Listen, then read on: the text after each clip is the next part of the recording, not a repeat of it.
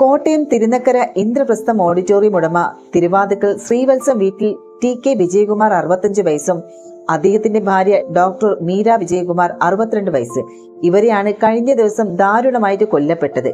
ആ ഒരു ഇരട്ടക്കൊലയിൽ നാടാകെ നടുങ്ങിയിരിക്കുകയാണ്.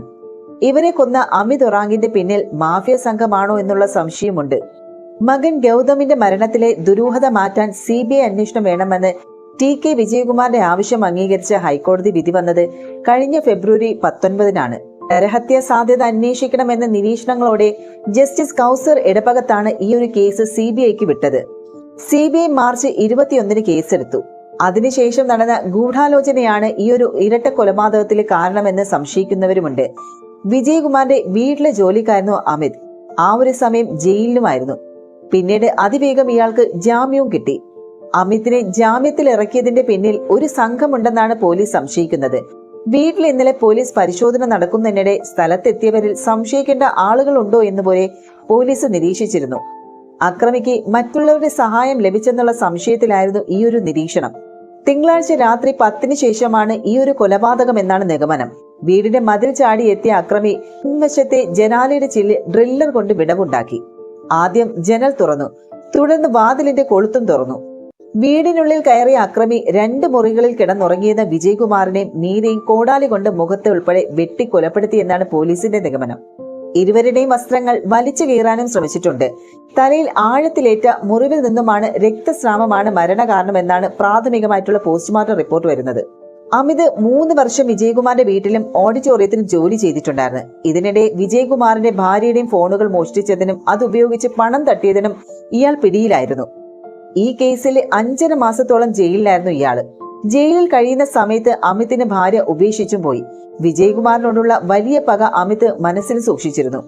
ഇത് മനസ്സിലാക്കിയ ആരോ അമിതിനെ ഉപയോഗിക്കാനും സാധ്യത ഏറെയാണ്. വിജയകുമാറിന്റെ മീരയുടെ 3 ഫോണുകൾ വീട്ടിൽ നിന്ന് കാണാനില്ല. മകന്റെ മരണവുമായി ബന്ധപ്പെട്ട് ആ തെളിവുകൾ ഈ ഫോണിൽ ഉണ്ടെന്ന് കരുതുന്നവരും ഏറെയാണ്. വിലപിടിപ്പുള്ള പലതും ആ വീട്ടിലുണ്ടായത്. പക്ഷേ അമിത് കൊല നടത്തിയ ശേഷം കൊണ്ടുപോയത് ആ ഒരു 3 ഫോണുകൾ മാത്രമാണെന്നതാണ് ശ്രദ്ധേയമായിട്ടുള്ളത്. അതൊക്കെ കൊണ്ട് തന്നെയാണ് വലിയ ഗൂഢാലോചന ഉണ്ടെന്ന് ഇതിന് പിന്നിലുണ്ടെന്നുള്ള വിലയിരുത്തൽ ഇപ്പോഴും സജീവമാണ്. അതിനിടെ ഗൗതമിന്റെ മരണം സംബന്ധിച്ച ഫയലുകൾ CBIക്ക് കൈമാറിയിട്ടുണ്ടെന്നുള്ള ജില്ലാ പോലീസ് മേധാവിയായ A. ഷാഹുൽ ഹമീദ് കഴിഞ്ഞ ദിവസം പറയുകയുണ്ടായി. ഗൗതമിന്റെ മരണവും ഇപ്പോഴത്തെ കൊലപാതകവും സംബന്ധിച്ച് ഒരു ബന്ധവും നിലവിൽ കണ്ടെത്തിയിട്ടില്ല എന്നുള്ള വിവരങ്ങൾ CBI സംഘത്തെ അറിയിച്ചിട്ടുണ്ടെന്നും അദ്ദേഹം പറഞ്ഞു. ഗൗതമിന്റെ മരണത്തിലെ സംശയങ്ങൾ കോടതിക്ക് ബോധ്യപ്പെട്ടതാണ്. മൃതദേഹത്തിൽ ട്രെയിൻ തട്ടിയതിന്റെ പരിക്കുകൾ കൂടാതെ കഴുത്തിന്റെ ഇരുവശത്തും കാണപ്പെട്ട മുറിവാണ് ഇതിലെ പ്രധാനം. ഗൗതം ഓടിച്ച കാറിനുള്ളിലും രക്തം കണ്ടെത്തി. പേപ്പർ മുറിക്കാൻ ഉപയോഗിക്കുന്ന കത്തി രക്തം പുരണ്ട നിലയിൽ കാറിൽ നിന്ന് കണ്ടെത്തി. ഈ ഒരു മരണവിവരം പുറത്തു വന്നതിന്റെ തലേ രാത്രി 8 മണിയോടെ ഗൗതം വീട്ടിലേക്ക് വിളിച്ച് വൈകിട്ടത്തെ ഭക്ഷണം പുറത്തുനിന്ന് വാങ്ങിക്കൊണ്ട് വരണോ എന്ന് ചോദിച്ചിരുന്നതായാണ് വിജയകുമാർ പറഞ്ഞിരുന്നത്. ഇത്തരത്തിലെ സാധാരണ മട്ടിൽ സംസാരിച്ച മകൻ ആത്മഹത്യ ചെയ്യില്ല എന്ന് തന്നെയാണ് ആ ഒരു പിതാവിന്റെ നിലപാട്.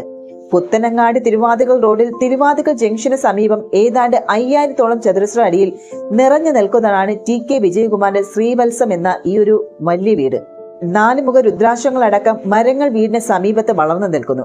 വീട്ടുമുറ്റത്ത് ചന്ദനം, രക്തചന്ദനം, ചെമ്പകം, ദേവദാരു തുടങ്ങിയ വൃക്ഷങ്ങളുമുണ്ട്.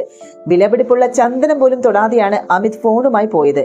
ഗൗതമിന്റെ മരണത്തിൽ ചില സംശയം വിജയകുമാറിനുണ്ടായിരുന്നു.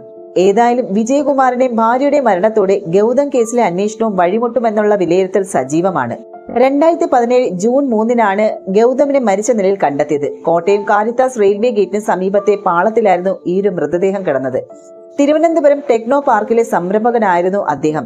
പാളം ഉറപ്പിക്കുന്ന കരിങ്കൽ കുറ്റിയിൽ പറ്റിക്കിടക്കുന്ന നിലയിലായിരുന്നു മൃതദേഹം. പോലീസ് സ്ഥലത്തെത്തി പരിശോധിച്ചപ്പോൾ സമീപത്ത് തന്നെ ഉപേക്ഷിക്കപ്പെട്ട നിലയിൽ കാറും കണ്ടെത്തി. ആത്മഹത്യയാണ് എന്നായിരുന്നു പോലീസിന്റെ പ്രാഥമിക നിഗമനം. റെയിൽവേ ഗേറ്റിന് സമീപം മൃതദേഹം കിടന്നിരുന്നതിന് 240 മീറ്റർ മാറി ഉപേക്ഷിക്കപ്പെട്ട നിലയിലായിരുന്നു ആ ഒരു കാർ കിടന്നത്. കാറിനുള്ളിൽ രക്തം തളം കെട്ടി കിടന്നിരുന്നു എന്നും അതിനാൽ തന്നെ പിതാവ് വിജയകുമാർ മകന്റെ മരണത്തിൽ സംശയം ഉന്നയിച്ചു. കാറിൽ വെച്ച് ഗുരുതരമായ മുറിവേറ്റ മകൻ ഒരിക്കലും റെയിൽവേ ട്രാക്കിലേക്ക് നടന്നു പോകില്ല എന്നാണ് അദ്ദേഹം പറയുന്നത്. മരണം കൊലപാതകമാണ് എന്നുമായിരുന്നു വിജയകുമാറിന്റെ വാദം. തുടർന്ന് ഹൈക്കോടതി അദ്ദേഹം സമീപിക്കുകയും CBI അന്വേഷണം ആവശ്യപ്പെടുകയുമായിരുന്നു. ഗൗതമിന്റെ കഴുത്തിൽ ആഴത്തിലുള്ള മുറിവും കണ്ടെത്തിയിരുന്നു. ഈ ഒരു മുറിവിൽ നിന്നുള്ള രക്തമാണ് കാറിൽ കാണപ്പെട്ടത് എന്നാണ് കരുതപ്പെടുന്നത്.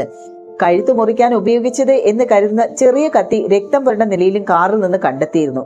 കാറിനുള്ളിൽ ആത്മഹത്യാ ശ്രമം പരാജയപ്പെട്ടതുകൊണ്ട് തീവണ്ടിക്ക് മുന്നിൽ ചാടിയതാകാം എന്നായിരുന്നു അന്ന് പോലീസിന്റെ കണ്ടെത്തൽ. എന്നാൽ അത് ശരിയല്ല എന്നും മകന്റേത് കൊലപാതകമാണെന്ന് ചൂണ്ടിക്കാട്ടി വിജയകുമാർ ഹൈക്കോടതിയെ സമീപിക്കുകയായിരുന്നു. തുടർന്ന് ഹൈക്കോടതി മരണം കൊലപാതകമാകാനുള്ള സാധ്യത ചൂണ്ടിക്കാട്ടി കേസ് CBIക്ക് വിട്ടിരുന്നു. നിരവധി പേർ ആത്മഹത്യ ചെയ്തിട്ടുള്ളതാണ് തള്ളകത്തെ റെയിൽവേ ട്രാക്ക്. റെയിൽവേ ക്രോസിൽ നിന്നും കുറച്ചു ദൂരം പിന്നിട്ടാൽ വിജന പ്രദേശമാണ്. ആരുടെയും ശ്രദ്ധയിൽപ്പെടാതെ ഇവിടെ നിൽക്കാൻ സാധിക്കും. അതുകൊണ്ട് തന്നെ മരണം ആത്മഹത്യ എന്ന നിഗമനത്തിലേക്ക് പോലീസ് വേഗത്തിൽ എത്തിച്ചേരുകയായിരുന്നു. സ്വയം കഴുത്തിൽ ഒന്നിലേറെ തവണ മുറിവുകൾ ഉണ്ടാക്കിയതിനു ശേഷം ഇത്രയും ദൂരം നടന്നു പോകാൻ സാധിക്കില്ല എന്നും ഹൈക്കോടതിയും ചൂണ്ടിക്കാട്ടിയിരുന്നു. തുടർന്നാണ് ഈ ഒരു കേസ് CBIക്ക് വിടുകയായിരുന്നു. ഈ മാർച്ചിൽ കേസ് CBI ഏറ്റെടുത്ത് അന്വേഷണവും ആരംഭിച്ചിരുന്നു. ഇതിനിടെയാണ് വിജയകുമാറും ഭാര്യയും കൊല്ലപ്പെട്ടത്.